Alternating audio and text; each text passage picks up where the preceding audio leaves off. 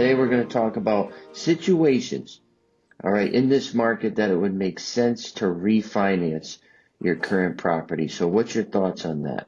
I would say the most common is when people who, have equity in their house, they bought their house, 5, 10 years ago, a lot of equity right now, and maybe they spent some money on, credit card debt, or maybe they did some repairs or work to their home, and they have some outstanding debt where rates right now are pushing in the high 20s, low 30% interest rate.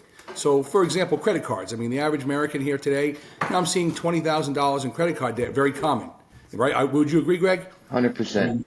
Yes, you're seeing that on a regular basis. I see people even at $50,000, which seems unheard of, but it's very common. So right now, with the interest rates where they are, if you're paying 29, 30% on a credit card at $50,000, your minimum payment is $1,200 a month. With that being said, if you took $50,000 cash out refi added onto your current mortgage, even at rates, let's say in the mid to high sixes, that payment at $50,000 is $320 a month additional. So if you think about it, quick math, you're saving $900 a month right now on your monthly expenses by doing this. Is it for everyone? I wouldn't say everyone, but let's be honest. Some people right now listening to this call, I mean, $900 a month could be a difference between, being in a great spot and being really, really tight and having a hard time living. So you're talking about using, a HELOC in this instance as a consolidation mechanism. HELOC for sure is definitely an option. Also, in some cases, if the HELOC doesn't make sense, because sometimes it's an adjustable rate or maybe the credit scores aren't quite there. Also, even a traditional first mortgage where we roll everything into one and roll in the closing costs. I think it depends on the client and the situation, how much equity that they have as well. And even some instances with people who have cars, let's just say hypothetically, you want to purchase a vehicle and now the payment, let's say interest rates on cars are 7-8%, and your car payment's $1,000 a month, which wasn't something that was very common in the past, but I see car payments between $700 and $1,000 all the time now. Maybe in some cases, you need a new car, but you can't afford that monthly payment, so maybe, you use the equity in your house to buy the car cash. And now, let's say you finance $40,000. Not that over 30 years is the best option, but if the payment becomes, $300 a month versus the $1,000 a month it would be to buy it from the dealership, that might make more sense as well, right? I mean, I think that's something to consider in this market. And I heard the president a couple days ago, he said that, obviously he doesn't control the Fed, but he expects Jerome Powell to at least listen to what he has to say. And President Trump wants rates to come down. So what's your forecast and thoughts about what that's going to look like in the future?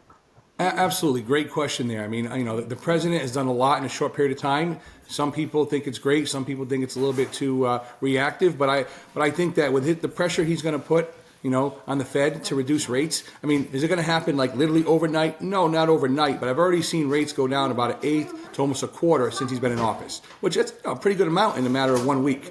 I do anticipate, if I were to estimate now, I'm thinking by the spring market, early summer, I'm saying, April to May, I think at some point you're going to see rates, another 1/4 to 1/2% lower, which, as soon as you get close to that, high fives, 5.99, 5.875, I think it's going to open the floodgates. A lot of people are going to utilize, the lower rates to either refinance their home, or maybe they'll be more willing to sell their current home, even at a lower rate, knowing they can make a good amount of money on it, and then buy the house, at a better rate with the anticipation of maybe refinancing again in a year or 18 months. I do think that's going to happen. The Fed's got to look at the entire country and make an adjustment that almost plugs and plays into every market. And I'm sure when they look at things, they're like, oh yeah, this is great for New England, but this is going to hit hard in the Midwest, or this is going to suck in the West Coast.